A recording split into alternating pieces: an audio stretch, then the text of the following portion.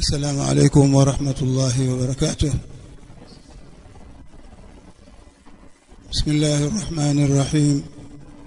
الحمد لله رب العالمين، والصلاة والسلام على سيدنا رسول الله محمد بن عبد الله صلى الله عليه وآله وسلم. وبعد. baada ya kumhimidi Mwenyezi Mungu Subhanahu wa Ta'ala na kutaka rehema zishuke juu ya bwana wetu Muhammad sallallahu alayhi wasallam, ndugu zangu Waislamu, tunao ugeni hapa, ugeni wa kiilmu. Kama nilivyowaambia kwamba jana usiku alinipigia simu Mheshimiwa Mufti, yeye bado yuko Maka kwa ajili ya manasik al-hajj na mengineyo. Alinipigia simu akiniambia kwamba bilharf tunaye huyu kijana wetu Sheikh Qasim Mafuta atapita msikitini kwako azungumze na Waislamu yale ambayo Mwenyezi Mungu atamwafikisha. Na wanawazuoni huwa akija kama hivi humpangii. Inna Allaha yuntiqu ulamaa kulli zamanin bima yunasib ahla. Kwa hivyo tutakuwa naye kwa muda huu ambao Mwenyezi Mungu Subhanahu wa Ta'ala atatuwezesha kuwa naye, tumsikilize kwa makini. Ujumbe alionao hapana shaka ni ujumbe wa aina yake mzuri kwa maslahi yetu ya hapa ulimwenguni na kesho akhira, bila kutawilisha kwa sababu muda si rafiki. Basi moja kwa moja aingie katika mada insha Allah Ta'ala. Assalamu alaykum wa rahmatullahi wa barakatuh. Alhamdulillah hamdan kathiran tayyiban mubarakan fihi ملء السماوات وملء الأرض وملء ما بينهما وملء ما شئت من شيء بعد. أهل الثناء والمجد أحق ما قال العبد وكلنا لك عبد. اللهم لا مانع لما أعطيت ولا معطي لما منعت ولا ينفع ذا الجد منك الجد. سبحانك اللهم لا علم لنا إلا ما علمتنا إنك أنت العليم الحكيم. والصلاة والسلام الأتمان الأكملان على البشير النذير والسراج المنير نبينا وحبيبنا محمد بن عبد الله وعلى آله الطاهرين الطيبين وأصحابه الغر الميامين وسلم تسليما كثيرا. أما بعد، معشر الأحبة إخوة الأكارم، وفقنا الله وإياكم لما يحبه ويرضاه. بعد يا حمدنا ثناء الله جل وعلا nakumwombea sala na salamu mtume wetu kipenzi chetu Nabii Muhammad sallallahu alayhi wa alihi wasallam, pamoja na ali zake na masahaba zake. Hatuna budi kwanza kabisa kuelekeza shukrani zetu kwa wenyeji wetu katika jiji hili la Arusha, wabil khusus shekhe wetu, mzee wetu, shekhe wa mkoa huu Sheikh Shaaban bin Juma hafidhahu Allah ta'ala wa ra'ah, kwa ukaribisho wake mzuri na ikramu yake kwetu. Kwa hakika kufarijika na kujiona kuwa tuko nyumbani. Kadhalika maratibu na waumini wa msikiti huu ambao wameacha shughuli zao na mambo yao, pamoja na kwamba taarifa hazikuwa za muda mrefu, lakini wakaitikia wito wa kukaa na kutusikiliza kwa kile ambacho tunaona ya kwamba kitakuwa na manufaa katika dini yetu na maisha yetu ya kila siku. Pia na ndugu zetu wengine waliotoka nje ya msikiti huu, mbali na mitaa hii, wakaja katika muhadhara huu. Sisi hatuna jambo jipya na geni. Tulionayo sisi ni yale yale aliyotufunza mtume wetu Muhammad sallallahu alaihi wa alihi wasallam na masahaba zake watukufu, wakiwemo al-khulafa'u ar-rashidun, makhalifa waongofu wenye kuongozwa.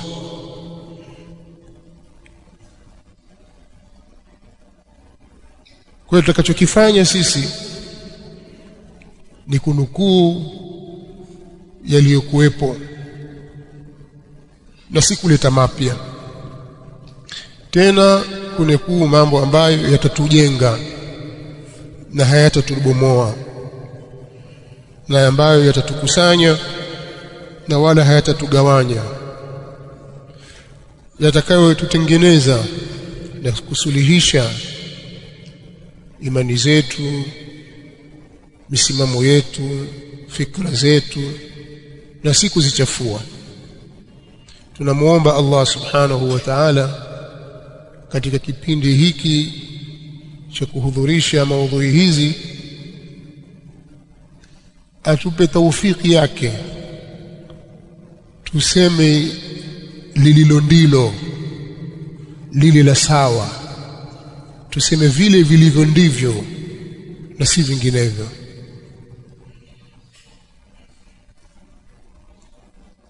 Kutokana na hali tulionayo sisi Waislamu kwenye nchi yetu na miji yetu, kwenye Uislamu kuna mambo mengi sana ya kutufunza sisi. Miongoni mwa hayo ni matukio yaliyokwisha tokea huko nyuma, na ndio maana ukiidurusu Qur'an utaiona sehemu kubwa ya Qur'an Allah jalla wa ala akimsimulia mtume wake habari za mitume waliomtangulia, habari za kaumu zilizopita, kwa lengo la kuweka dhikra wa tarikh, kumbukumbu iwepo na historia ihifadhiwe, lakini yapatikane mazingatio. Na ndio maana ukisoma katika sura Yusuf iko aya Allah subhanahu wa ta'ala amelieleza hilo, akasema laqad kana fi qasasihim ibratun liulil albab ma kana hadithan yuftara. Allah subhanahu wa ta'ala anamwambia mtume, wallahi, lamu ya qasam, wallahi, hakika kulipatikana katika visa vyao na habari zao mazingatio kwa watu wenye akili, si mazungumzo ya uzushi kwamba ni visa vya paukwa pakawa, mambo ya kubunibuni, la, ni habari za hakika na ndani yake zina mafunzo. Kwa hiyo matukio ya waliopita huwa yanajenga mazingatio kwetu, na hiyo ndio neema ya Uislamu. Uislamu umetuwekea misingi madhubuti, umetuchorea njia. Ukitaka kujua, ukirudi katika mafunzo yake utaipata elimu yake. Ukifika mahali ukawa umetopewa, umedangana, hujui uende wapi, ukirudi katika mafunzo ya Uislamu utaona yanakupa mwangaza mbele yako wa kuonyesha njia kwamba wewe watakiwa upite hapa, kupitia matukio mbalimbali yaliyopita huko nyuma na maelekezo yaliyotajwa. Sisi katika nchi yetu hivi sasa na nchi zetu hizi zote tuliletewa janga moja kutoka huko ughaibuni likiitwa demokrasia. Tuliletewa hili, na kwa kuwa wao ndio mabwana wakubwa walioishika hii dunia, ikawa sisi hakuna budi kwetu ila tuipokee hiyo demokrasia na yale yake yote yaliyomo ndani yake, na hasa kutokana na ule udhaifu wetu tulionao katika nyanja mbalimbali za kimaisha. Wakautumia udhaifu ule wakatuletea mambo yale, tukayakubali. Lakini ndani yake kuna baadhi ya mambo, sio yote, hayaendani kwanza na utamaduni wetu sisi, bali mingine hayaendani na dini yetu, yako kinyume na ile dini ilivyo, na mingine tumeyaongezea juu yake sisi wenyewe kwa ule ubaramaki wetu na kujiona twajua. Mambo haya kila uchao, kila kunapopambazuka, yanakwenda na madhara yake yanaanza kujitokeza kidogo kidogo. Miongoni mwa madhara makubwa kabisa ambayo yako kinyume na Uislamu ni kuondosha izza, ili nguvu na heshima kwa wenye mamlaka, na mamlaka yakaachwa kwa raia. Wao ndio wataeleza nini wanataka. Raia hao wote wako sawa, hawatofautishi baina ya mtoto na baba yake. Baba akiwa na rai ya ndio na mtoto akiwa na rai ya hapana, hizo ni rai sawa. Kama una watoto wawili wakisema hapana, wewe ukisema ndio, umeshindwa, kwa sababu wengi wape. Mmekaa kikao, baba na watoto wako, mimi nataka jambo fulani lifanyike kwa wakati fulani. Demokrasia yakwambia sasa, wewe umetoa rai hiyo, sasa tuwasikilize watoto wasemaje. Watoto wawili wakisema hapana, baba umeshindwa, jambo hilo halitafanyika kwa sababu wengi wape. Kikaa wewe na binti yako au binti zako wakisema hapana, basi ndio hapana, kwa sababu wengi wape. Ndio maana demokrasia. Demokrasia inaangalia usawa, haiangalii uadilifu. Na sisi kwenye Uislamu tumeamrishwa uadilifu, sio usawa. Neno uadilifu na usawa ni vitu viwili tofauti. Usawa ni kutaka kumfanya mke na mume wawe sawa, lakini uadilifu ni kumpa kila mmoja haki yake na kukiweka kitu mahala pake vile anavyostahili. Ndio uadilifu. Sasa katika mambo mabaya yaliyoingia katika nchi zetu ni kuondosha ile nafasi ya mtawala kuwa ana izza, ana nguvu, ana heshima, ana kauli, na kuhamisha jambo hilo kulipeleka kwa raia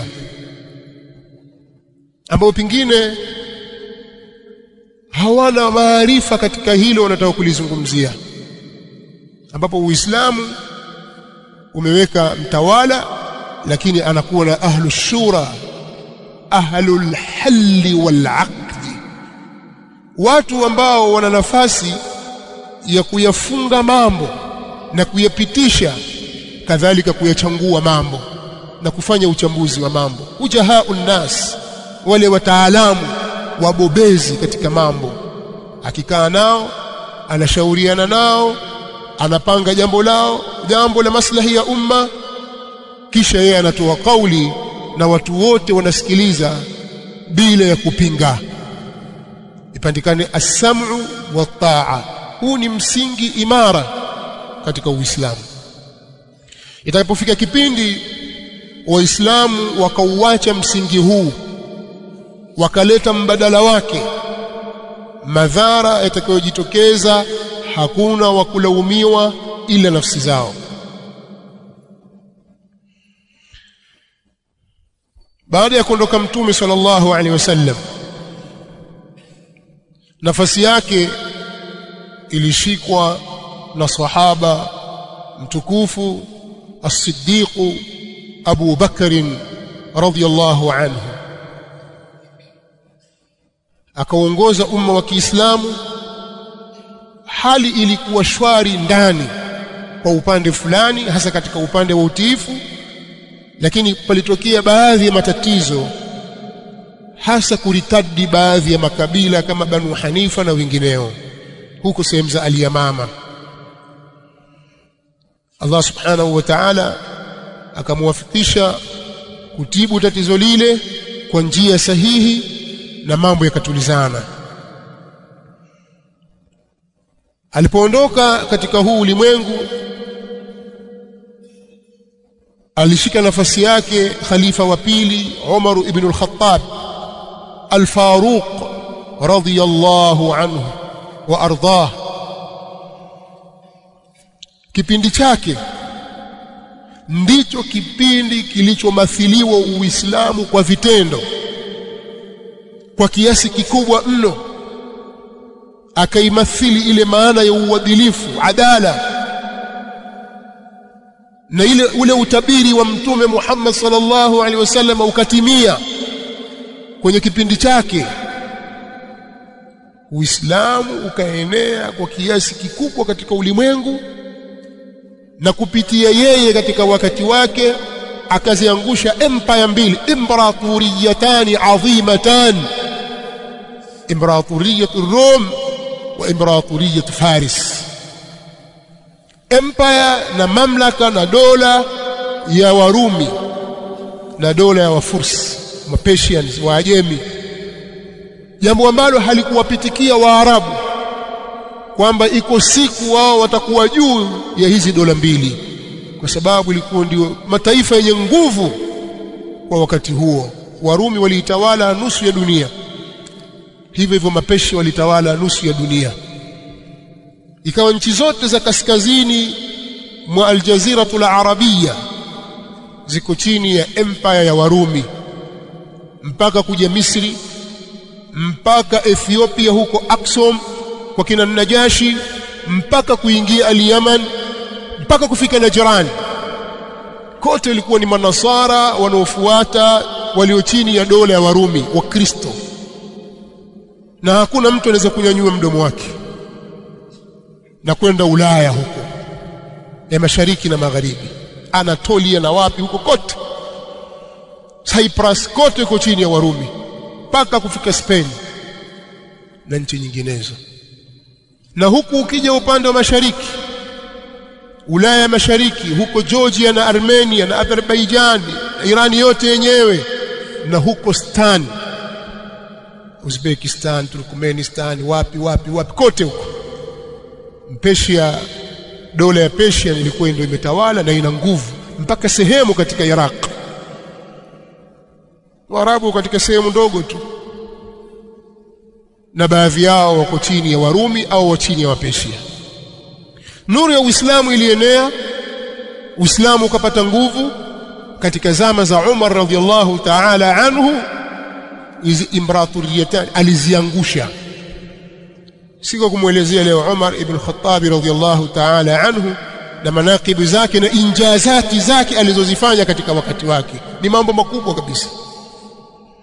ambayo yapasa sisi waislamu tuyajue, lakini leo tutakwenda kwenye maelezo yake, tutayaacha haya. Alifanikiwa biidhnillahi alkarim, ikawa miji yote hiyo imenyenyekea kwenye dola ya Uislamu,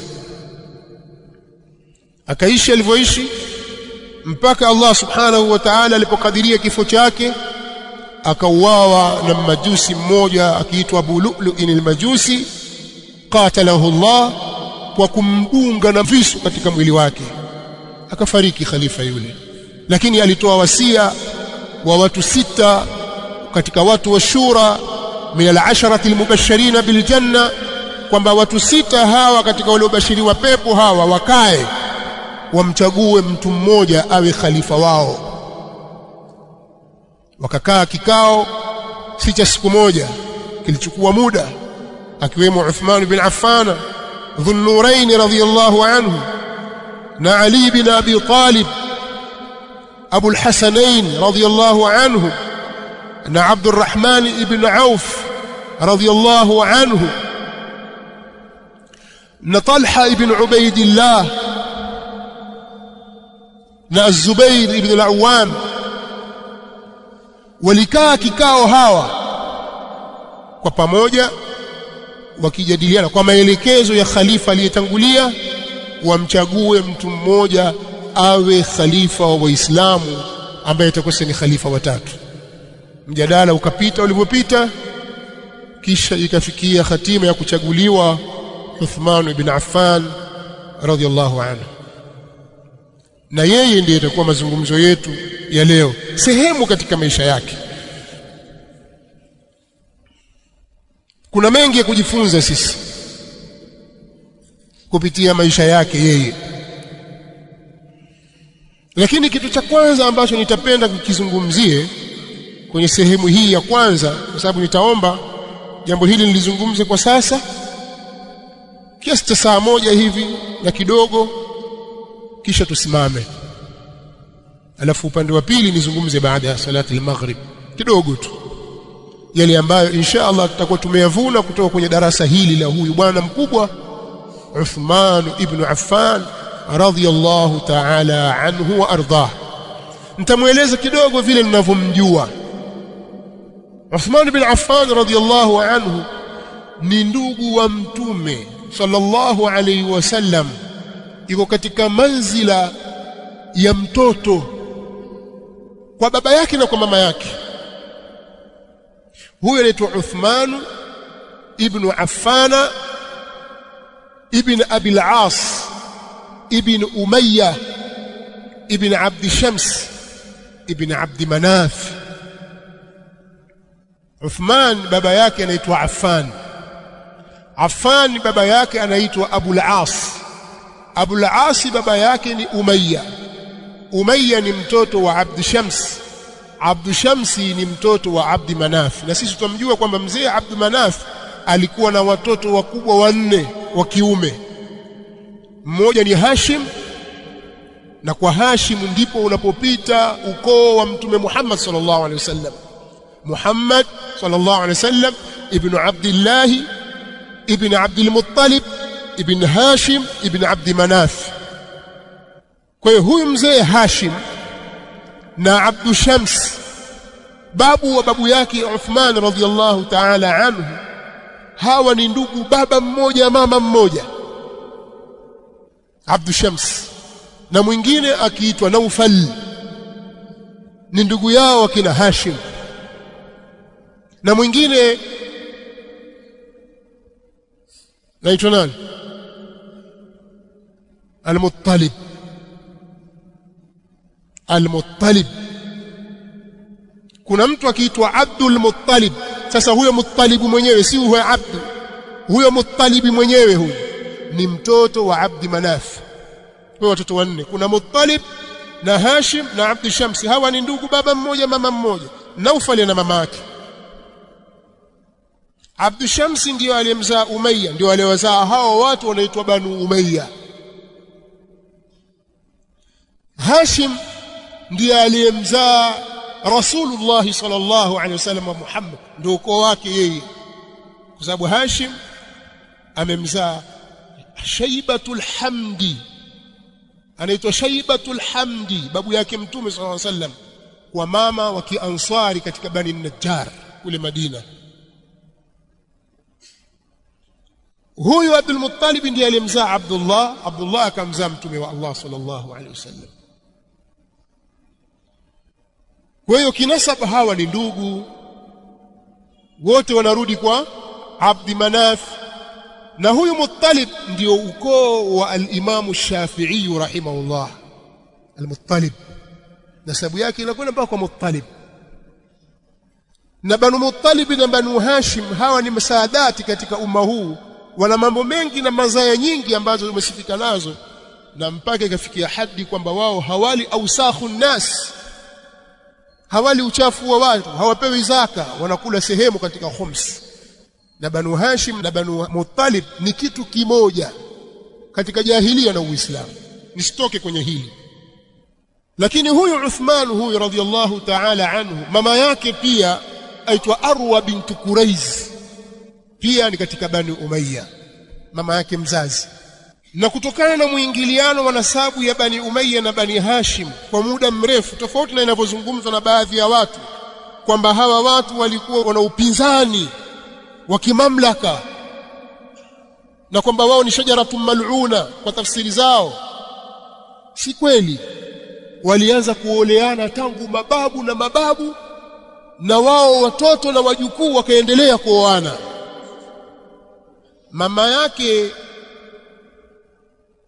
mama yake Uthman radhiyallahu anhu anaitwa Arwa bintu Quraiz. Huyu Quraiz huyu ni katika Bani Umayya, alimuoa shangazi yake Mtume sallallahu alaihi wasallam akiitwa Ummu Hakim al-Bayda, Ummu Hakim al-Bayda bint Abdul Muttalib. Ummu Hakim watu wengi hawajui, lakini nakwambia leo Ummu Hakim na Abdullah baba yake Mtume sallallahu alaihi wasallam walikaa kwenye tumbo moja kwa wakati mmoja. Kwa ufupi walikuwa mapacha. Mzee Abdullah alikuwa na pacha wake wa kike akiitwa Ummu Hakim.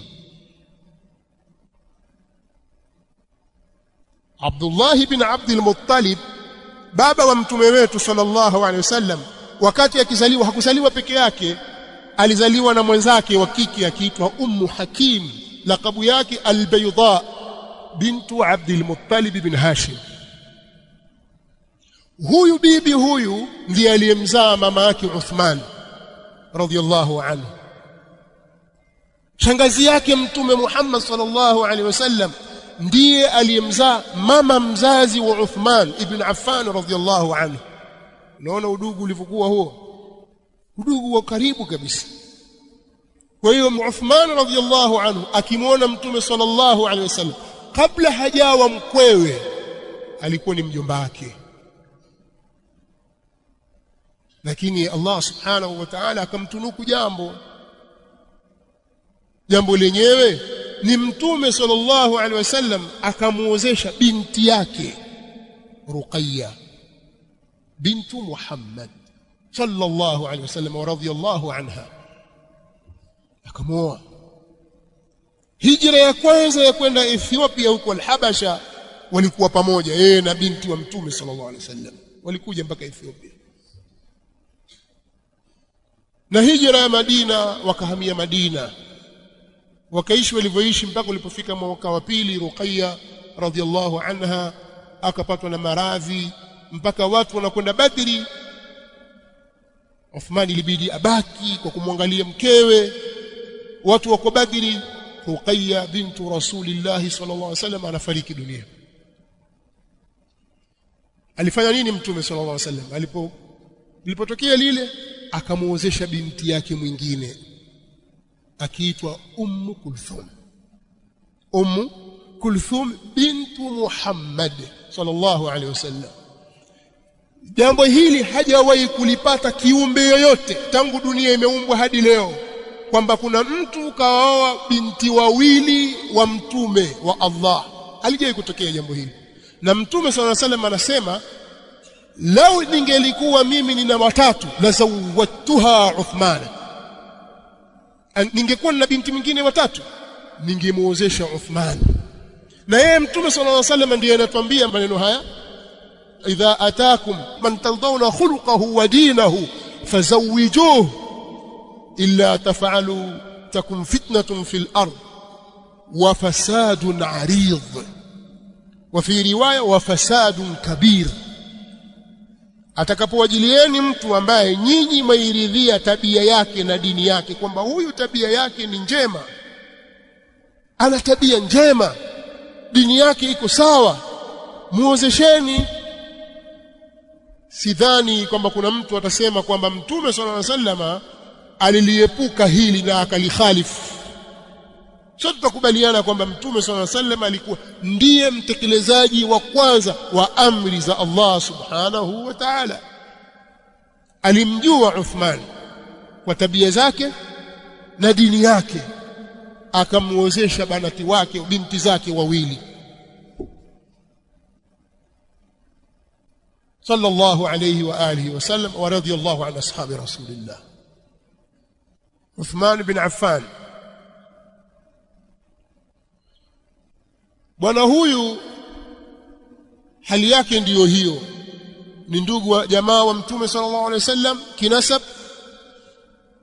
na kwa daraja zao na manzila yake yeye anakuwa ni mjomba wa Uthman, anakuwa mjomba wake ni Mtume sallallahu alaihi wa alihi wasallam, sio kwa mbali, kwa karibu kabisa, kwa kuwa nyanya yake aliyemzalia mama na baba wa Mtume sallallahu alaihi wasallam walikuwa mapacha, sio ndugu, mapacha. Na pia ni mkwe wa Mtume sallallahu alaihi wa alihi wasallam.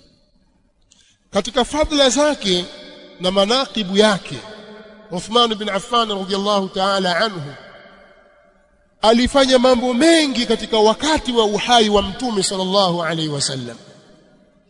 Miongoni mwa hayo, katika maneno ya Mtume sallallahu alaihi wasallam alisema siku moja, wakati kumeingia njaa katika nchi ya Madina, na wakati huo kulikuwa kuna ulazima kwa amri ya Allah watu watoke waelekee kwenye nchi ya Warumi huko Tabuk, wakapigane kwa ajili ya kuitetea dini ya Allah subhanahu wa ta'ala, waende wakihami dola ya Kiislamu dhidi ya uvamizi wa Warumi.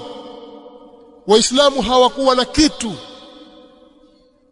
Akahamasisha Mtume sallallahu alaihi wasallam watu wajitolee, akasema maneno haya, man jahaza jaysha al-usrati falahu al-janna. Pale Madina palikuwa pana kisima cha maji cha milikiwa na Myahudi kikiitwa Bi'ru Ruma.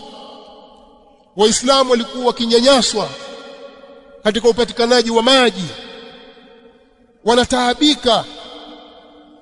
Mtume sallallahu alaihi wasallam pia akasema, wa man hafara bi'ra Ruma falahu al-janna, man jahaza jaysha al-usra falahu al-janna, fajahazahu Uthman radhiyallahu anhu.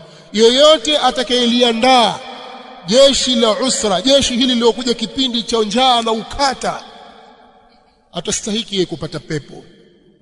Uthmani akaliandaa jeshi hili. Limeelezwa habari zake katika surati Tauba.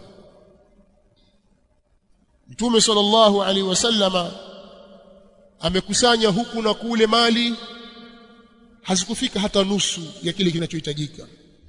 Uthman radhiyallahu anhu alizimwaga dinari mbele za Mtume sallallahu alaihi wasallam. Nataka mpige hesabu nyumbani, si hapa. Alitoa dinari 10,000. Dinari moja au mifukali moja, ambayo ndio dinari moja, ni pesa iliyotengezwa kwa dhahabu, ambayo uzito wake inakuwa ni gramu 4 na robo. Gramu 4 na robo ndio inakuwa dinari moja. Andika, dinari 10,000 alizitoa Uthman radhiyallahu anhu. Dinari moja au mithqali moja ni sawa na gramu 4.25, 4 na robo. Kwa kukusahilishia, angalia kwenye simu yako smartphone, andika hapo kwenye Google bei ya dhahabu katika soko la leo, tarehe ngapi leo?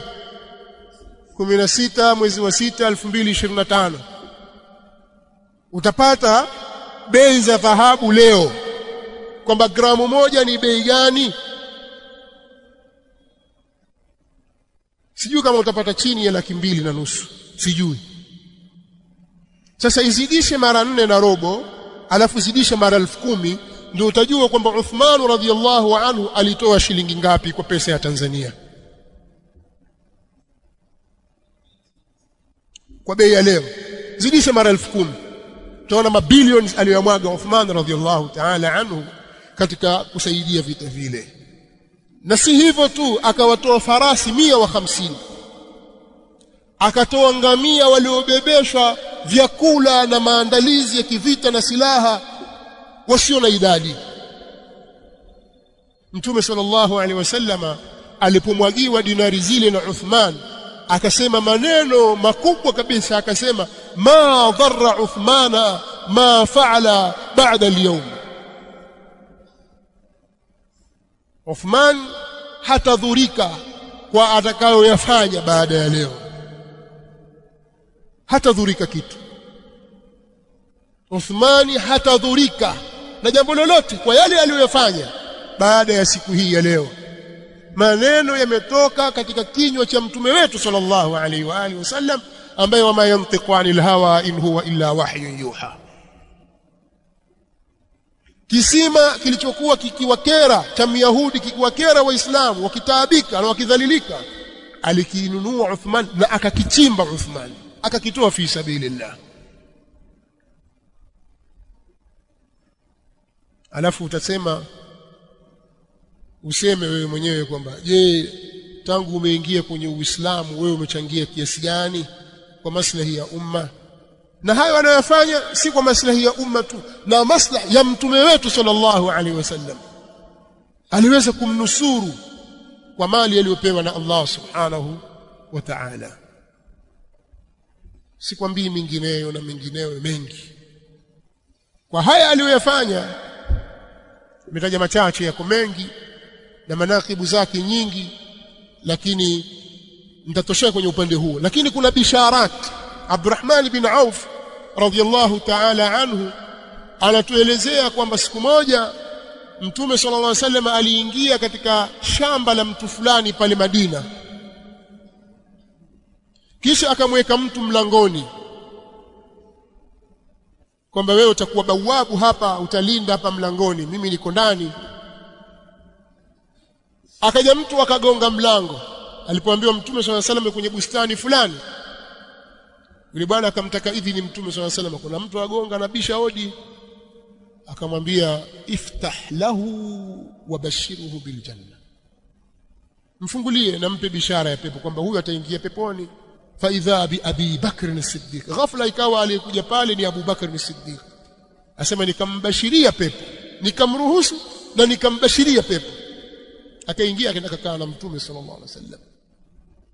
Mara kaja mwingine, Mtume sallallahu alaihi wasallam akamwambia maneno yale yale, hakubadilisha hata herufi moja. Iftah lahu wabashirhu bil janna. Kufungua akamkuta ni Umar ibn al-Khattab radhiyallahu anhu. Mara hodi ya tatu akaja akamwambia Mtume sallallahu alaihi wasallam. Mtume hajui huyo nani, yuko mbali, lakini bila shaka analetiwa wahi, yuha ilayhi, hazungumzi tu hivi hivi. Akamwambia yule bwana bawabu pale mlangoni, iftah lahu wabashirhu bil janna ba'da balwa tusibuhu, mfungulie, mbashirie pepo, lakini baada ya mtihani na balaa litakalompata, atapatwa na janga huyu. Akafunguliwa mara Uthman ameingia. Alipoambiwa vile akasema mimi nitasubiri. Akaingia kwa Mtume sallallahu alaihi wasallam. Hii riwaya kaitaja al-Imam al-Bukhari na wengineo katika al-muhaddithin min ashabi al-kutub as-sitta. Mtu huyu kabashiriwa pepo na Mtume sallallahu alaihi wa alihi wasallam baada ya matatizo yatakayojitokeza. Siku moja Mtume sallallahu alaihi wa alihi wasallam alipanda juu ya ule mlima Uhud. Kwa wale waliofika Madina wanalifahamu Jabal Uhud lilipo upande wa kaskazini mwa mji wa Madina, kiasi cha kilomita kama 5 kutoka msikitini kwake.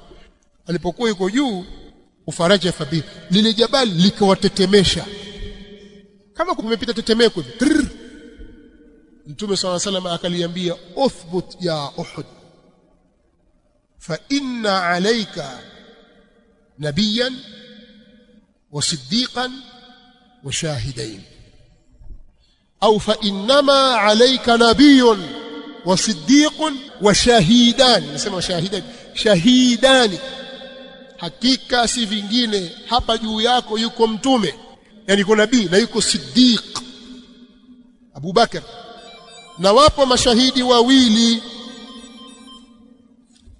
wako mashahidi wawili juu ya hili jabali, kwamba kuna watu wawili hapa kifo chao kitakuwa ni katika njia ya kuuawa kwa shahada. Alikuwa ni Umar ibn al-Khattab radhiyallahu anhu na Uthman bin Affan.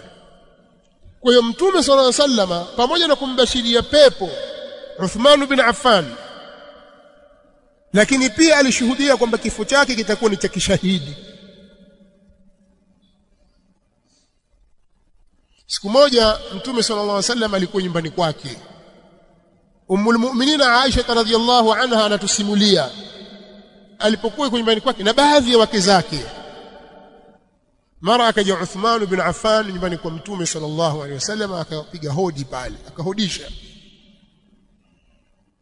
akafunguliwa. Mtume sallallahu alaihi wasallam akamuita Uthman, akawa anamnongoneza. Kila anapomwambia maneno Uthman sura yake inabadilika, lakini ametulia anamsikiliza Mtume sallallahu alaihi wasallam. Lakini mwisho Mtume sallallahu alaihi wasallam akazungumza kwa sauti mpaka wakeze wakasikia. Akamwambia Uthman, ya Uthman, inna Allaha muqammisuka qamisan fa idha arada almunafiquna bikhal'ihi fala takhla'uhu. Katika riwaya nyingine, fala takhla'uhu hatta talqani. Mtume sallallahu alayhi wasallam anamwambia Uthman radhiyallahu ta'ala anhu, ewe Uthman, Allah atakuvisha vazi la kanzu. Shurahul hadith wakatafsiri wakasema qamis, muradi wa kamisi hapa ni al-khilafa. Wakapita katika njia za kimajazi na mambo ya istiara huko, wakaeleza mambo marefu, lakini muradi wa kamisi ni khilafa. Wakikujia wewe wanafiki, sikiza maneno ya Mtume sallallahu alaihi wasallam, wanafiki wakija kwako wakataka uivue kanzu hiyo, usiivue mpaka utakapokutana na mimi.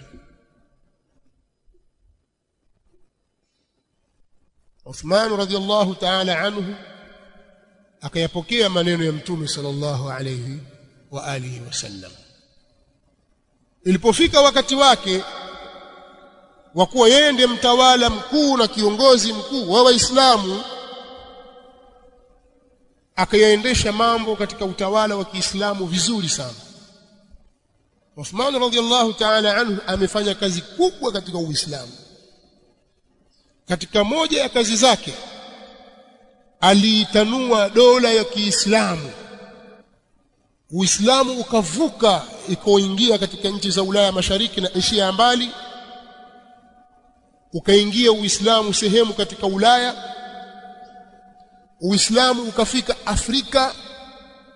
Vikosi vilikuwa vikitumwa wa watawala kwa amri yake, akiwatuma magavana wake. Gavana wake mkuu aliyekuwa pale Misri akiwaamrisha, na akachagua makamanda wakina Uqba ibn Nafi' radhiyallahu anhu kwamba waupeleke Uislamu ndani ya Afrika. Uislamu ukaingia katika sehemu moja ikiitwa Qayrawan, mji uliokuwa ukiitwa Afrika, ambayo ndio Tunisia ya leo. Tunisia, mji wa Qayrawan ulijengwa na kina Uqba ibn Nafi' kwa amri ya Uthman radhiyallahu anhu. Uislamu ukaingia kaskazini mwa Afrika kwa makabila ya Wanubia, pia kwa Barabira wale Amazigh. Hasa Amazigh wengi hupatikana katika nchi za Libya, hata Algeria pia. Wale Barabira wa Berberi. Uislamu ukaingia kule katika zama za Uthman bin Affan radhiyallahu anhu, na yeye ndiye mtu wa kwanza awwalu man ittakhadha ustulan bahriyan islamiyya. Waislamu walikuwa siku zote wakipigana vita majangwani, mwituni, lakini hawajawahi kupigana vita vya baharini. Zikatengenezwa manuari maalum za kivita, na Mtume sallallahu alaihi wasallam ametuambia katika hadithi sahihi, awwalu jayshin yaghzu fil bahri maghfurun lah. Kikosi cha kwanza cha jeshi kitakachopigana baharini, hicho chote kimesamehewa. Usije ukajisifu tu kwamba Uislamu umefika mpaka Europa, si kadha wa kadha. Kazi ya kina Uthman bin Affan. Vita vinaitwa Dhatu Sawari. Tafuta leo Google nini inakwambia huko habari. Dhatu Sawari, Maaraka Subaytila, ni vita vilipiganwa baharini mpaka hizo nchi za Cyprus zikanyenyekea kwenye Uislamu. Alianza Uthman, Muawiya radhiyallahu anhu akaliendeleza jambo hilo. Katika injazati zake kubwa na kazi zake kubwa alizozifanya ni kuunganisha umma wa Kiislamu mahali pamoja, baada ya kuwa sasa wameguka. Kwa nini umeguke?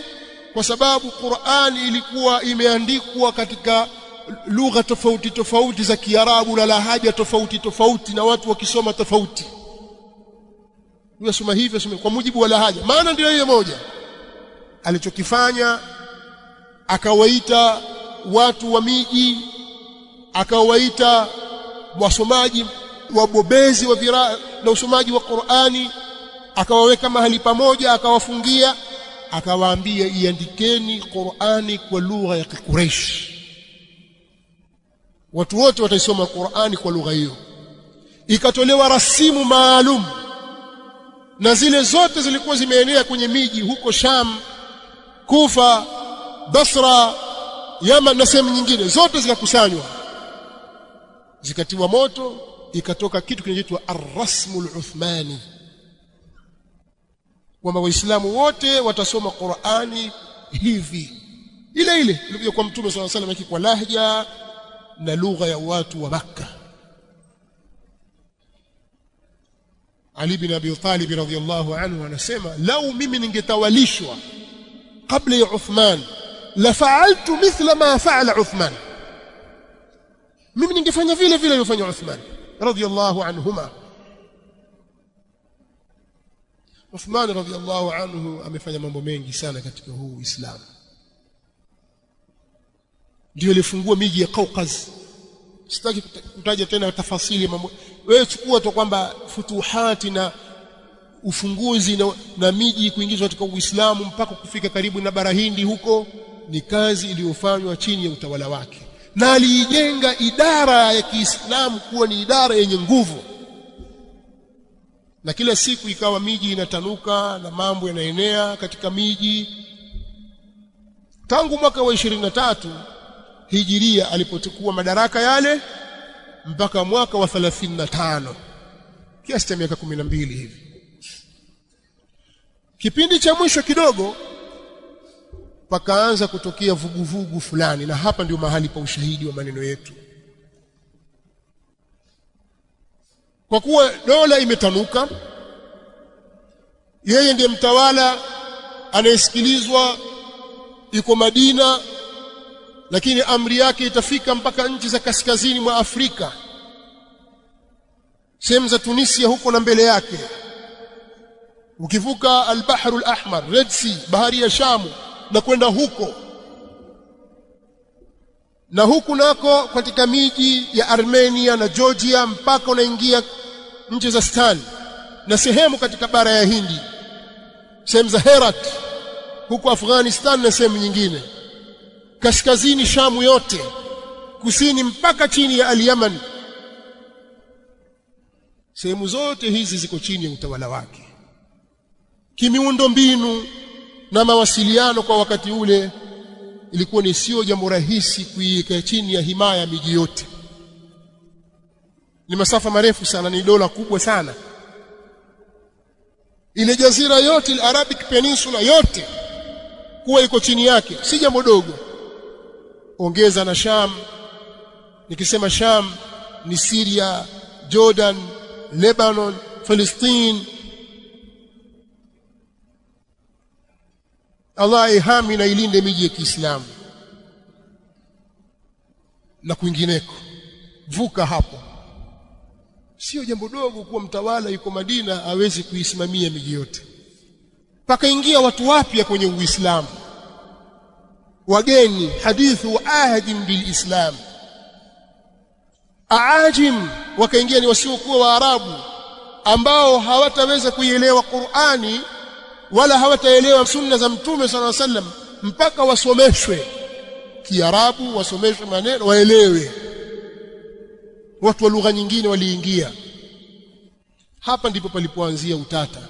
Lakini maadui wa Uislamu min al-yahudi wan-nasara wal-majusa walladhina ashraku, dola zao ziliangushwa, hawakubweteka kwamba dola ishaangushwa basi. Wakatengeneza vikundi vya watu kwa lengo la kuleta balbala na kuleta machafuko ndani ya nchi ya Kiislamu, kwa kuwachonganisha Waislamu kwa Waislamu kupitia baadhi ya madhaifu. Kuna baadhi ya vitu vya kiudhaifu vinaweza kujitokeza kwenye nchi yoyote na utawala wowote,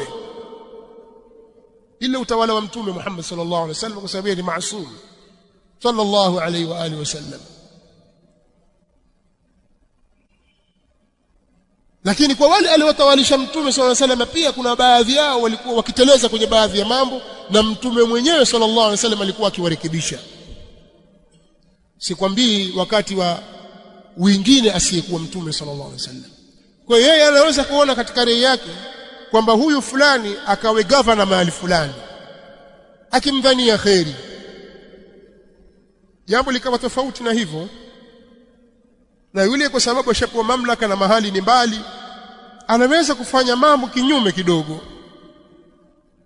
Na haya ndio yalijitokeza. Kwa hiyo watu wakayachukua madhaifu hayo kutokana na mazingira hayo niliyoyataja, wakalitengeneza kuwa ndio bomu na kumtupia nalo Uthman radhiyallahu anhu na kumchafua, na mingine wakayatunga ya uongo. Ikawa kuna kadhia ya bathul ishaat wal iftiraat, kueneza mambo ya uvumi na uzushi na mambo ya urongo ya kumchafua. Na yote haya yaliongozwa na kiumbe mmoja akiitwa Abdullah ibn Saba'in al-Yahudi al-Himyari. Huyu ni mtu hakiki, sio rajulun wahmi kama wanavyodai baadhi ya watu, wakaleta takariri zao na buhuthi zao ambazo hazikuchunga amana ya kielimu. Lakini Abdullah ibn Saba al-Yahudi ni shakhsiyatun haqiqiyatun la wahmiyya. Alikuweko huyu bwana, alitembea katika baadhi ya miji, ile miji ambayo masahaba walikuwa wengi, hakuweza kushawishi, alishindwa. Ushawishi wake uligonga mwamba pale, uligonga ukuta. Ile miji ambayo kulikuwa na wageni wengi kwenye Uislamu, akapitisha aliyotaka. Akawa anapiga mifano, angalia mtu fulani, gavana wa nchi fulani, wamjua? Namjua. Nani? Fulani. Kabila yake katika Bani Umayya. Je, fulani gavana mji fulani nani? Ni fulani. Kabila gani? Katika Bani Umayya. Je, ataja ile miji ambayo Uthman ameweka magavana wa Kibani Umayya. Ikaja mtawala ana upendeleo na sio muadilifu, anawaweka jamaa zake. Na wengine katika hao wakasahau kwa sababu hawajui hau kwa sababu ya fitna, hakuwaweka Uthman, bal Uthman aqarrahum. Ilikuwa ni chaguo la khalifa wa pili Umar ibn al-Khattab radhiyallahu anhu, kama Muawiya bin Abi Sufyan na baadhi ya wengine, wote walichaguliwa na Umar, hawakuchaguliwa na Uthman radhiyallahu anhu. Yeye aliongeza. Lakini ulama wa Kiislamu akiwemo Sheikhul Islam Ibn Taymiyyah, bali ndio usawa hasa, si vibaya mtu kuwachagua ndugu zako wakiwa wana uwezo wa kufanya jambo. Haikuambiwa kwamba kuchagua ndugu zako haifai. Uislamu haujafundisha hivyo, kwa sababu katika kuwachagua hao ndugu zako na wana kafaa, zile sifa za kutosheleza kuwa wao viongozi, waweza kusimamia jambo hilo, kazi uliyomtuma anaimudu, ndani yake kuna uadilifu kwa sababu umemchagua mtu ndiye, lakini pia kuna silatu rahim. Wewe umeunga udugu hapo. Tatizo linapokuja umechagua ndugu yako na hali ya kuwa hana vigezo, hapo utakuwa hujafanya sawa. Uthman hakufanya hivyo. Aliochagua watu wenye sifa zinazofaa, na wale ambao taarifa zake zilifika kwamba fulani kafanya jambo fulani baya, alimwajibisha, hakunyamaza kimya. Lakini wao wakayachukua yale kama ni sehemu ya matukano kwa Uthman na kashfa, wakazipandikiza kwa watu. Baada ya hilo kuna mambo ya kiuzushi waliyatengeneza. Tukio kweli limetokea, lakini haliko katika sura hiyo. Katika miongoni mwa hayo ni walitangaza kwamba Uthman radhiyallahu anhu alikuwa akiwadhalilisha baadhi ya masahaba katika Muhajirina na Ansar, hasa wanapopingana na jamaa zake. Mfano Abu Dharri al-Ghifari, Uthman radhiyallahu anhu alimtia viboko, kisha akamfukuza katika mji wa Madina, akampeleka Rabadha. Haya ni maneno ukisoma katika baadhi ya vitabu utayakuta, sivyo sasa, hata vya zamani. Lakini siku zote watu wanapoleta habari zinapoandikwa katika vitabu zinazogusa shakhsia na heshima za watu ambao umetuthibitikia sisi wema wao na uadilifu wao, habari hizi ni lazima zithibitishwe kwa njia iliyo sahihi, ili ithibiti kuwa ni tuhma kwa msingi wa kauli yake Allah, ya ayyuhalladhina amanu in ja'akum fasiqun binaba'in fatabayyanu an tusibu qauman bijahala fatusbihu ala ma fa'altum nadimin. Enyi mlioamini, ikiwajieni nyinyi habari yoyote kutoka kwa fasiki yoyote, basi ithibitisheni, tafuteni uthibitisho. Msije mkawasibu ndugu zenu, msije mkawasibu watu kwa sababu ya ujinga, mkachukua mambo ya uvumi tu. Kwa hiyo tuwaambia wale wanaosema maneno hayo, na maneno haya na namnukuu Sheikhul Islam Ibn Taymiyyah katika Minhajus Sunnati Nabawiyya, katika baadhi ya sehemu anasema, ilipotajwa habari akasema aina an-naqlu thabitu, nukuu iliyothibiti iko wapi ili tuifanyie kazi? Sawa mmesema, lakini je, habari hiyo iko wapi? Imetajwa na nani? Sammu lana rijalakum, tutajieni wapokezi wenu ni kina nani, nani ikaileta habari hii? Na ndio msingi wa Qur'an. Lakini habari hii ameitaja al-Imam Abu Abdullah Muhammad bin Ismail al-Bukhari rahimahullah ta'ala katika sahihi yake kwa sanadi sahihi kabisa kutoka kwa Yazid bin Wahb. Yazid bin Wahb anasema, mimi nilipita katika mji wa Rabadha, marartu birabadha, fa idha bi Abi Dharr radhiyallahu anhu, nilipita katika sehemu ya Rabadha. Ilikuwa ndio njia ukitoka Madina kwenda zako Sham, lazima upite kwenye kitongoji hicho. Nilipofika Rabadha nikakutana na Abu Dharr, huyo ambaye watu hutangaza kwamba Uthmani kamfukuza Madina kwa sababu ya riwaya na mapokezi yasiyofahamika. Lakini mapokezi yaliyomo katika Bukhari nasema mimi nikamkuta pale, nikamuuliza ma anzalaka hadha almanzil, ni jambo gani limekuweka katika makazi haya? Kwa nini umefika huku kwa kijijini huku? Umetoka Shamu kwenye mji mkubwa, umekuja Madina kwenye asima ya khilafa, capital city ya Kiislamu, umetoka umekuja kujitenga huku umefuata nini?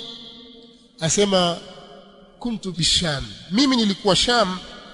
Fakhtalaftu ana wa Muawiya, mimi na Muawiya tukapishana fi qawlihi ta'ala, kuhusu tafsiri na maana ya kauli yake Allah aliyekuwa ametukuka, ya ayyuhalladhina amanu inna kathiran min al-ahbari war-ruhban la ya'kuluna amwala an-nas bil-batil wa yasudduna an sabilillah walladhina yaknizuna adh-dhahaba wal-fiddata wa la yunfiqunaha fi sabilillah fabashshirhum bi'adhabin alim. Tulitofautiana mimi na Muawiya kwenye tafsiri ya aya hii ya 34 ya surati at-Tauba, kwamba enyi mlioamini. Kuna wengi katika wanawachuoni wa Kiyahudi, ahbar na watawa, wanaokula mali za watu kwa batil, michango elfu na ile cha madhabahuni kile, wanakula sana na waleti mahesabu, na pia wanaizuia njia dini ya Allah. Na wale wanaolimbikiza dhahabu na fedha wasizitoe katika njia ya Allah, wabashirie wao adhabu kali. Muawiya akasema nazalat fi ahli alkitab, yeye akasema kwamba aya hii imeshuka kwa watu waliopewa kitabu, al-Yahudi wa Nasara, kwa sababu imetaja al-ahbar wal-ruhban. Mimi nikasema imeteremka kwetu na kwao, fina wa fihim. Asema fakana baini wa bainahu fi dhak, pakapatikana jambo katika hilo kati yangu mimi na yeye. Wakataba ila Uthman yashkuni, Muawiya radhiyallahu anhu akaandika barua kwenda kwa Uthman akinilalamikia mimi kwamba huyu Abu Dharr anayechukua aya hii atupiga nayo sisi Waislamu, na hali ya kuwa aya hii imeteremka kwa ahlul kitabi. Anasema Uthman radhiyallahu anhu, fakataba alayya Uthman an aqdim almadina faqadimtuha. Uthman akaniandikia barua kwamba njoo Madina. Mimi nikatoka Shamu nikaenda Madina, nikafika. Fakathura alayya an-nas, watu wakanikusanyikia kwa wingi, hatta kaannahum lam yarawni, kana kwamba wao hawajaniona kabla dhalika, hatta kaannahum lam yarawni qabla dhalika. Ule wingi walikuja kunistaajabu kana kwamba hawajawahi kuniona mimi. Fadhakartu dhalika li Uthman, nikalieleza hilo kwa Uthman. Faqala li, sikiliza maneno Uthman radhiyallahu anhu. Uthman akaniambia, in shi'ta fakunta qariban, ukitaka utakuwa karibu na sisi, na ukitaka usipotaka utakaa mbali. Anasema fadhaka alladhi anzalani hadha almanzil, hilo ndilo lilifanya mimi nije hapa. Nikaamua wacha nikae pembeni nifanye ibada zangu mpaka mauti atakaponikuta mimi. Anasema walau amaru alayya habashiyan, lau walimfanya amiri juu yangu muhabash, mtu mweusi, la sami'tu wa ata'tu, ningemsikiliza na ningemtii, kwa sababu ni kiongozi. Mimi sina shida, amenitaka ushauri nibaki hapa au nitafute mahali nikae, mimi nikaamua kuja huku. Sasa matukio kama haya ambayo sura yake yalikuwa hivi, watu wa fitna wakayabadilisha matukio haya, wakawaaminisha watu kwamba Uthman radhiyallahu anhu alikuwa akiwaonea baadhi ya watu na kuwadhulumu, hata wakiwa ni katika maswahaba wakubwa katika Muhajirina na Ansar. maadamu wamekhtalifiana na jamaa zake katika Bani Umayya, basi atawashughulikia. Na huwa kadhib, ni jambo la uongo, si jambo la kweli. Fulani Uthman ibn Affan alikuwa akiwagaia jamaa zake mali, afanye uadilifu, agawa. Wamesahau kwamba Uthman ni tajiri, ana mali zake, anaweza kumpa amtakaye, bali amirul mu'minin anayo nafasi ya kumgaia mtu yoyote. Angalia, kuombaomba hakufai katika Uislamu, lakini fiqh ya Kiislamu yaturuhusu kwamba umuombe mtawala, kwa sababu ni mali ya umma. Uweza kumuomba, bwana mimi nina shida ya bilioni 10. Shida gani? Na hivi na hivi na hivi, chukua hizi hapa, akakupa, wala hakuna wa kumhoji. Ndio Kiislamu. Mimi nimempa tu. Kwa hiyo Uthman radhiallahu anhu ana njia zote hizo. Ana njia kuwa mtawala, anaweza kumpa mtakaye, anayo nafasi yeye mwenyewe tajiri, anaweza akatoa katika mali yake akawapa ndugu zake. Wa ati dhal qurba haqqahu wal miskina wa ibn as-sabil wala tubadhir tabdhira innal mubadhirina kanu ikhwana ash-shayatin wa kana ash-shaytanu rabbih kafura. Al-Isra. Kwa hiyo haya wakayaeneza kwenye miji, wakamtuhumu nayo Uthman radhiyallahu ta'ala anhu wa ardhah. Nilikuwa nataka nifike mpaka saa 11 na dakika 40. Naweza ibaki dakika 2. Alafu nielezee kilichofuata baada ya hapo. Baada ya maghrib. Kwa kama kuna itakuwa ni sawa hivyo, basi kufanya hivyo. Kama mmenogewa, nataka endelea kwanza, alafu baadaye tutasimama. Mtaniambia, na pia tutasikiliza ushauri wa shekhe hapa kwamba jambo lienda vipi. Lakini darasa naona likienda kidogo kidogo inakuwa ina faida kidogo. Aftuni fi amri. Endelee kidogo. Endelee kidogo. Shekhe, endelee kidogo. Kwa hiyo mabwana hawa wakakusanya mafaili yao, wakawa wanapita mji baada ya mji wakiyaeneza yale, wakimchafua Uthman, kwa maana wanatafuta kundi. Vitabu vya tarikh vimewapa jina la al-Ghawgha, pia wamepewa jina la al-Anzalu, al-Aradhilu, lakini Mtume sallallahu alaihi wasallam aliwaita al-Munafiqun. Katika kundi hili la watu waliosimamia jambo hili, walishawishika wengi katika wale watu wa kawaida, na wengi katika hao walikuwa ni wajinga kwa sababu ya ule ujinga wao. Na ndio maana katika Uislamu ujinga au himidiwi. Kama mtu kaikaa mimi mwenye mjinga, mimi mwenye mjinga, mimi mwenye unajua nyinyi mashekhe sasa, lakini mimi mwenye maamuma, mimi mjinga. Usije ukaona kwamba ni jambo la kuhimidiwa. Pale wajitukana. Watakiwa upambane, uondoe ujinga ulionao. Wakati wa kubebeshwa majukumu wajinadi we mjinga maamuma, ili yale majukumu usiyapate na ile lawama isikufikie. Lakini wakati wa mambo mazuri wajifanya wewe pia wajua, mimi mtu anidanganyi bwana. Si ndio ule mjinga wa jana wewe? Unasema wewe mjinga. Sasa udanganywe vipi? Na mjinga siku zote kese kudanganywa. Hamjisikia Waswahili wakisema wajinga ndio wali wao? Mjinga hana nafasi. Sasa ale ghawghaun nas ambao hawajataalamika katika dini ndilo kundi kubwa lililoathirika na kampeni zilizofanywa na kina Kinana ibn Bishri at-Tujibi na Abdullah ibn Saba'in al-Yahudi na Sudan ibn Humran na wengine. Hao ndio walikuwa wakipita nyumba hadi nyumba, mji baada ya mji. Mtawala yuko Madina, hawakwenda kwa mtawala Madina kufikisha malalamiko yao. Kwanza waliandaa kundi kuonyesha kwamba kulikuwa kuna aghraf, lakini walikuwa wakiyataja baadhi ya mambo ya kimadhaifu ambayo kweli yalitokea. Wanapofika kwa watu wale wanaona kwamba hao wapenda dini, ahlu tuqa was-salah, baadhi yao yaliwaghuri yale maneno, lakini si kwamba walifuata maslaki yao.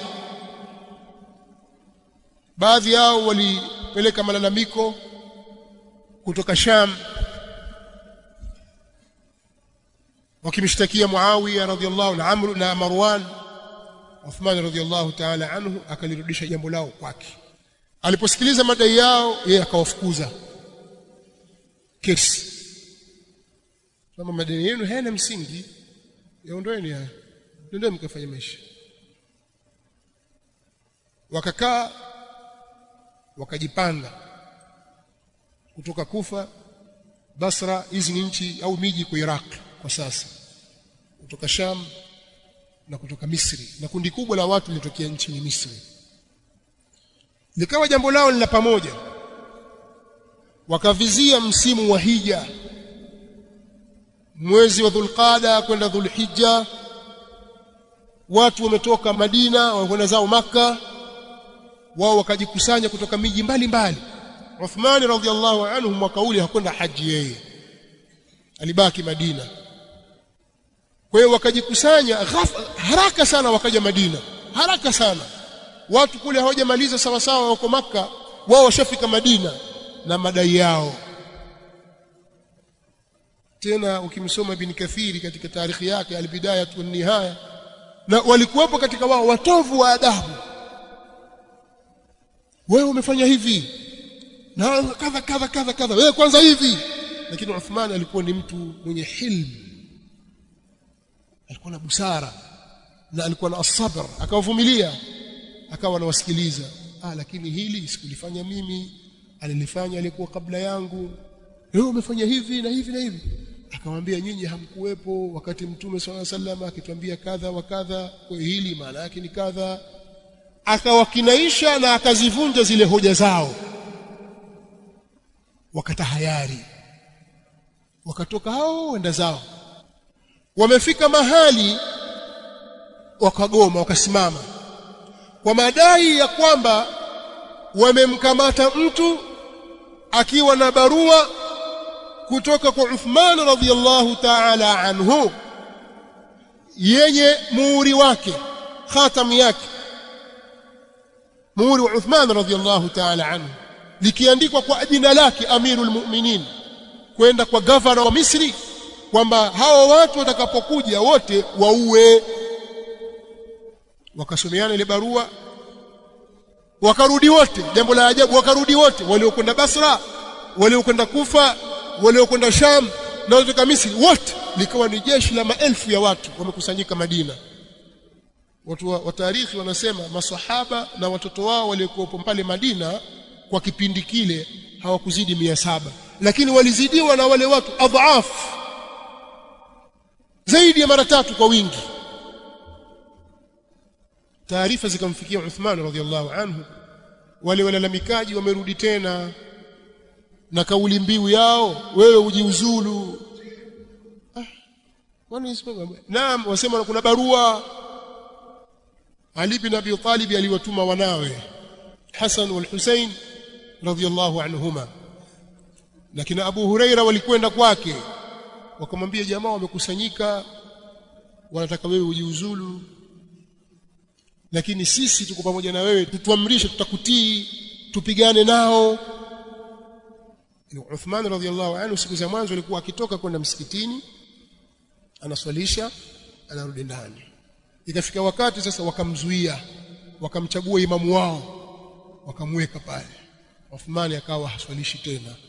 Aliliona lile jeshi, akawaambia wakina Abu Huraira, akamwambia Ali bin Abi Talib, akamwambia Talha, akamwambia Az-Zubayr na baadhi ya ummahatul mu'minin, akamwambia yoyote aliye chini ya taa yangu mimi basi alazimiane, yoyote aliyekubali bai'a yangu kwamba mimi ni mtawala kwake basi anisikilize na anitii. Nasema hivi, hakuna kupigana nao. Siko tayari wauawe waislamu hapa katika afadhili min ashabi rasulillah, wapambane na hawa ghaughaul nasi, wauawe wale kwa sababu yangu mimi mtu mmoja, mimi sijiuzulu. Mimi nilishaambiwa na Mtume sallallahu alaihi wasallam, inna Allaha muqammisuka qamisan fa idha arada, au katika riwaya fa in arada almunafiqun bi khal'ihi fala takhla'uhu hatta talqani wa ana asbir. Lakini siko tayari au wawe Ali bin Abi Talib au yoyote katika watoto wake au auliwe Talha ibn Ubaidillah au Zubair ibn al-Awwam au Abu Huraira au mwingine katika watu kwa sababu yangu mimi nitasubiri. Wakambembeleza akasema, lakini maadamu nyinyi mko kwenye taa yangu, basi fasma'u wa ati'u, mimi nitasubiri, nitakaa nyumbani kwangu hatta yaqdi Allahu amrahu. Wale bwana wakazidisha madai yao, wakazuia mpaka chakula kisiingie kwa Uthman, wakazuia mpaka maji yasiingie kwa Uthman. Akawauliza, jamani, nyinyi mlisahau, lakini wengi wenu hamkuweko. Mtume sallallahu alaihi wasallam alisema kule Madina siku za nyuma, man hafara bi'ra Ruma falahu aljanna wa hafartuhu. Leo mninyima maji, atakaye kifukua na kukichimba kisima cha Roma atapata pepo. Mimi nikakichimba kisima kile nikakinunua kwa Myahudi kwa pesa zangu, Waislamu wakanywa maji pale. Leo mninyima maji. Jamaa hawasikii, wakaja na kauli yao, Uthman must go, na mabango kabisa, fujo katika nyumba yake.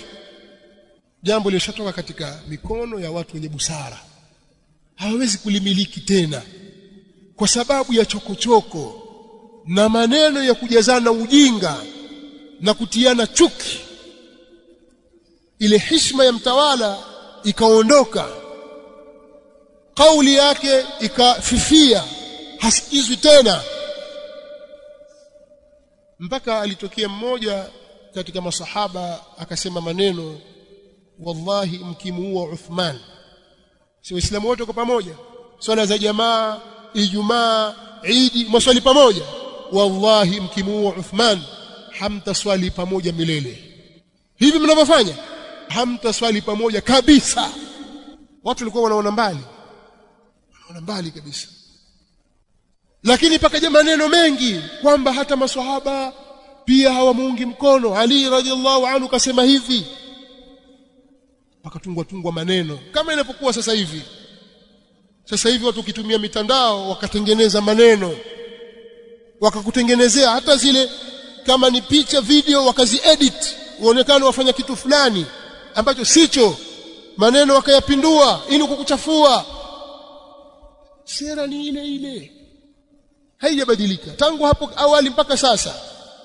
Wakatengeneza maneno kwamba Ali bin Abi Talib hamuungi mkono Uthman na amesema kadha, bali wakatengeneza maneno kwa ummul mu'minin Aisha radhiyallahu anha, wakasema kwamba ummul mu'minin Aisha aliwaambia wale waandamanaji na wale waasi wanataka kumuuzulu uimamu wa Waislamu na kiongozi wao kwamba amesema uqtulu Na'thala faqad kafar,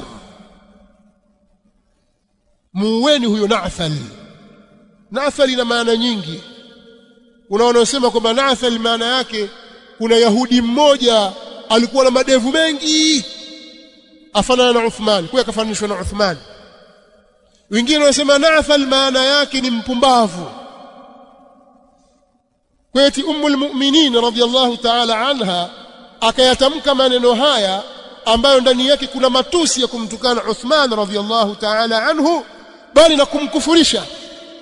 Uqtulu Na'thala, katika riwaya zimekuja faqad kafar au fa innahu qad kafar. Huyo Na'thali muweni, huyo madevu, kama alikuwa na ndevu nyingi zafika karibu na kitovu, muweni huyo madevu, kwa sababu hilo madevu limekufuru. Muumini anasema maneno haya. Ala kuli hali watu wakajazana ujinga, wakakiona kile wanataka kukifanya kwamba ndio cha sawa. Mpaka siku ya mwisho ilipofika, baadhi yao wakaparamia ukuta wakaingia nyumbani kwa Uthman radhiyallahu ta'ala anhu, wa huwa yatlu kitab Allah. Wakavamia nyumba watu wasio na idadi, alipigwa mapigo mabaya kabisa, wakamuua Uthman radiyallahu ta'ala anhu dhulman wa udwana. pale akauawa Uthman.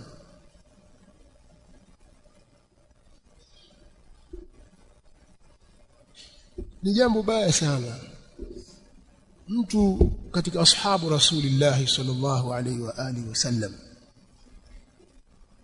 bali min al-khulafa'i ar-rashidin al-mahdiyyin الذي جهز جيش العسرة وحفر بئر روما، فقال صلى الله عليه وسلم ما ضر عثمان ما فعل بعد اليوم. Nakuja kukumuua kwa kumchinja. Yuko alimpiga upanga katikati ya kichwa chake, na mwingine akamkalia kwenye kifua akamkita mikito 9, akasema 3 lillahi wa 6 lilladhi kana baini wa baina. Nimemkita mikito 3 ya kwenye kifua chake kwa ajili ya Allah lillah, na 6 kwa ajili ya lile ambalo liko baina yangu mimi na yeye. Kuna jambo mimi nikawa binafsi nikaona ngoja nilimalize hapa.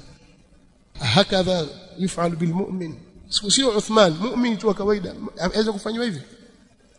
Masikitiko zaidi yanakuja kwanza kwa wale waliolifanya lile jambo, lakini kwa waandishi waliokuja baadaye wakaliandika tukio hili kwa utashi mbaya kabisa, bali wengine wakaona ni halali kuuawa Uthman, anastahiki. Na ili kulipa uhalali jambo hili wakatoa masingizio kwamba hata baadhi ya maswahaba walishiriki. wanasema inma qatala Uthman radiyallahu anhu khiyar min ashabi rasulillah min almuhajirin wal ansar wattabi'in lahum biihsan ila yawm ad-din min ahli al-futya. kwamba waliomuua Uthman radiyallahu ta'ala anhu ni maswahaba bora katika maswahaba wa Mtume sallallahu alayhi wasallam.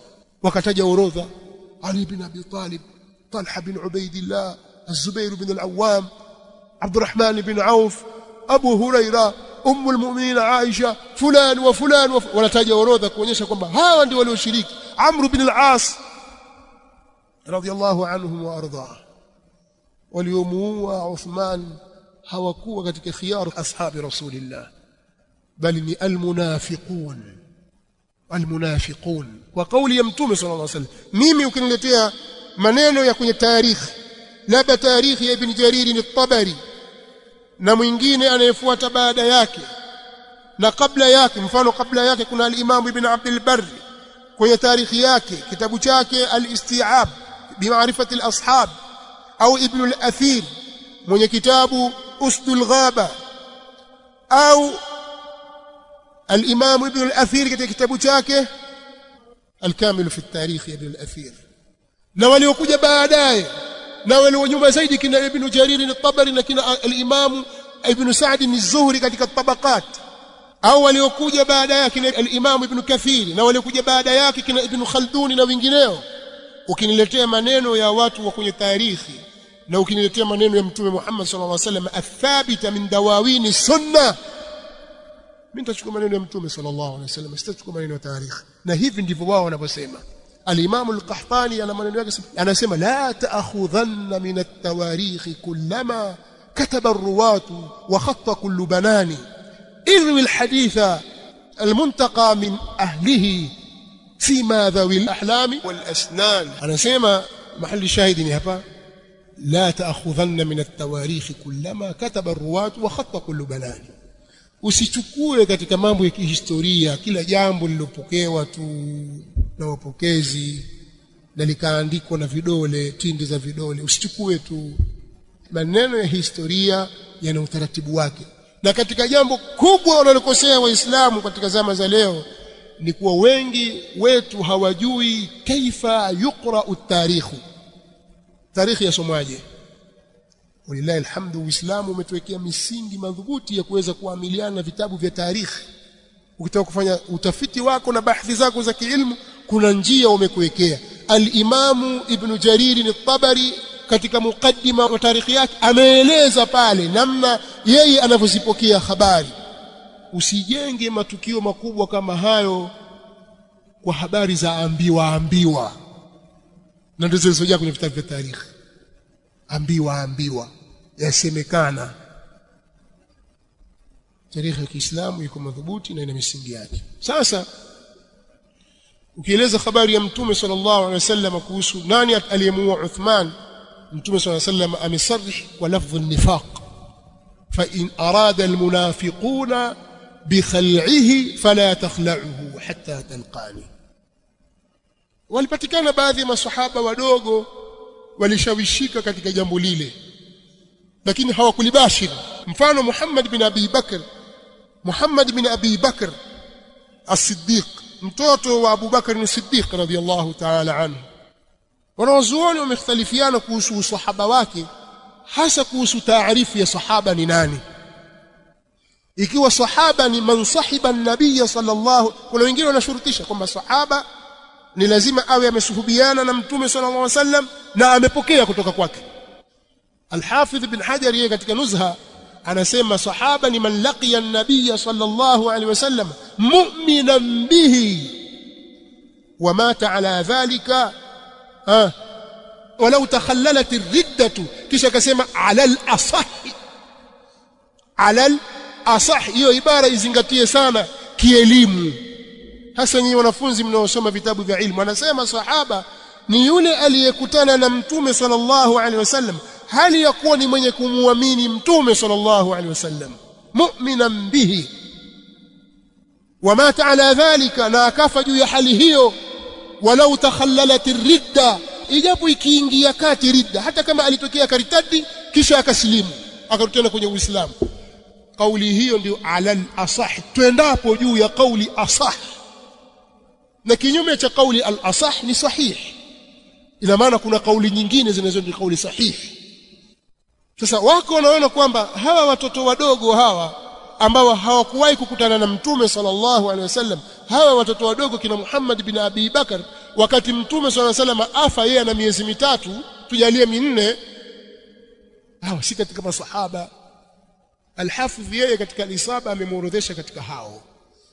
Huyu bwana aliingia katika wimbi pia lilikuwa likisukumwa na kina Ibn Saba, akaingia mpaka kwa Uthman radhiyallahu ta'ala anhu, akamshika ndevu akamwambia Muhammad, mahali hapo uliposimama na kitendo unachokifanya, lau ungemuona baba yako anavyoheshimu makamu hiyo, usingefanya uliyofanya. Muhammad bin Abi Bakr akalegea pale, akamwachia, akatoka.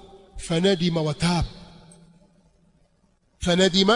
watab, akajuta kwa alichokifanya na akatubu kwa Allah subhanahu wa ta'ala. Wakaingia wale wazee wakazi, watu wa fitna, wakamuua. Kwa hiyo tabaki vile vile kuwa ni almunafiqun. Na hayo mengi yaliyosemwa kwamba Aisha radhiallahu ta'ala anha amesema uqtulu na'thalan faqad kafar, tunauliza aina an-naqlu thabit? Mahali hapa Sheikhul Islam Ibn Taymiyyah katika Minhaji Sunnati an-Nabawiyya ndio alisema maneno haya. Mkisema kwamba Aisha radhiallahu anha alisema hivi, aina an-naqlu thabit? Ukipekua utaona riwaya hii imekuja kwa njia mbili. Moja, kuna mtu kadhab aitwa Nasr bin Muzahim, na nyingine imepokewa kutoka kwa Abi Mikhnaf Lut ibn Yahya kadhab al-Rafidhi al-kadhab. Sasa vipi tupokee habari za kuwafanyia tani na kuwatukana masahaba wa Mtume sallallahu alaihi wasallam kupitia njia za watu warongo? Na ndio maana al-Imam Ibn Sirin anasema hivi, kanu la yasaluna al-isnad. Watu masahaba na tabi'una wal al-kibar, wakubwa mabwana wakubwa, walikuwa hawaulizi mambo ya isnadi katika enzi zao. Falamma waqa'at al-fitnatu, kwa taarifu, ilipotokea ile fitna ya kuuawa Uthmani ile, pale waongo wengi walianza kujitokeza wakasema maneno yasiyokuwepo. Falamma waqa'at alfitnatu qulna sammu rijalakum, fitna ilipotokea tu ikawa sasa hatumkubali yoyote, tuwaambia tutajieni wapokezi wenu. Wewe umepokea kutoka kwa nani? Shekhe wako ni nani? Shekhe wa shekhe wako ni nani? sammu lana rijalakum fayunzar ila ahli sunnah fayukhadhu hadithuhum wa yunzar ila ahli albid'ah fayurad hadithuhum, kwa sababu ilikuwa yakhtaliquna alkadhib. Sasa ikiwa kazi hiyo tayari ilishafanyika na utaratibu ukawekwa, mbona tuendeleza kueneza uongo? Vipi tunaona kwamba Uthman radhiyallahu anhu ameuawa sahihi, kwamba kifo chake ni sawa? Mpaka aliulizwa Aisha radhiyallahu ta'ala anha, mbona wewe wamsikitikia Uthman? Ni nani aliyemuua asiyekuwa wewe? Wewe si ndio uliyesema kwamba uqtulu Athala faqad kafar? Wewe si ndio uliandika barua? Akasema sijawahi kuandika kwa hiki kitu cheusi juu ya kitu cheupe. Qutila Uthman madhluman la'ana Allahu man qatala. Haya ni maneno ya Ummul Mu'minin Aisha radhiyallahu anha, na ndio maneno yaliyothibiti kwenye dawawinu sunna. Al-Imam Ibn Abi Asim ametaja katika kitabu chake As-Sunna na wengineo katika wanawazuoni, na ni habari iliyothibiti iliyo sahihi kabisa. Mimi sijawahi kuandika kwa kalamu yangu juu ya daftari au juu ya karatasi. Sikuandika mimi bisauda ala albayda, sijawahi kuandika mimi. Qutila Uthman madhluman, Uthmani ameuawa hali ya kuwa ni mwenye kudhulumiwa. La'ana Allahu man qatala, Allah amlani alimuua Uthman. Wa nahnu naqulu kama qalat la'ana Allahu man qatala, قتل مظلوما. الشاهد ايها الاحبه, sitataka kulielezea ili tukio kwa ajili ya kuamsha hisia tu, bali ndani yake kuna mafunzo mengi kama nilivyotangulia kutaja mwanzoni wa maneno yangu. Allah subhanahu wa ta'ala alipokuwa anavitaja visa vya watu wema na matukio mbalimbali yaliyopita, nikataja aya katika sura Yusuf, لقد كان في قصصهم عبرة لأولي الألباب ما كان حديثا يفترى. Kwa hakika wallahi kumepatikana katika visa vyao mazingatio kwa watu wenye akili. Nataka tukae mimi na nyinyi tulizingatie ile tukio, alafu tulilete katika alwaqi, uhalisia uliopo sasa, kwa sababu siku zote Uislamu au mafunzo ya Uislamu na sheria zake kwa kuwa zimeteremshwa kwetu, tunatakiwa tuzitabikishe ziingie katika ule uhalisia na maisha yetu. Tuangalie, je, huu utaratibu wa fujo na kuzua maneno na kuyaeneza kupitia mimbar, kupitia madhabahu, kupitia majukwaa na kumbi mbalimbali kwenye mitandao huko na katika majukwaa ya kisiasa, katika kueneza uvumi na kashfa mbalimbali dhidi ya watawala, tuna haja ya kuyaingiza haya tunayosoma katika hali hii bila ya kupindisha. Na hatufanyi hivi kwa ajili ya kutumika wala kujipendekeza kwa yoyote. Sisi hatuna sababu ya kujipendekeza kwa wanadamu. Kullu man alaiha fan, hakuna utakachopewa katika huu ulimwengu wewe kikakubakisha milele au kikabaki milele, hakuna. Lakini kile utakachokifanya katika khairi, kwa kuisema khairi na kuitenda khairi, itaingia katika albaqiyatus salihat. Kwa hatuna sababu ya kutumika wala kufanya tazalluf na kujipendekeza kwa watu. Tuyazungumze haya dinan, tuangalie uhalisia ulivyo. Je, hivi ni sawa? Ni sahihi sisi kuishi katika maisha haya eti kwa sababu tu ni demokrasi? Nini demokrasi? Domo au demokrasi nini? Dude tu. Wewe unataka utupe Uislamu kwa sababu demokrasia, wajua demokrasia, haki ipi unayojua wewe? Tusiwe wajinga Waislamu, tukaimbishwa wimbo ambao si wetu, tukabebeshwa agenda ambazo si zetu, hazina maslahi na sisi, wala hazina maslahi na dini yetu, wala na mujtamaa wetu.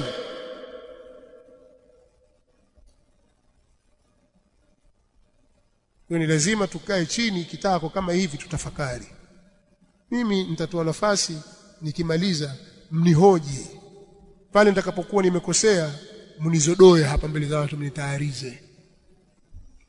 Ulichokisema sicho, uongo.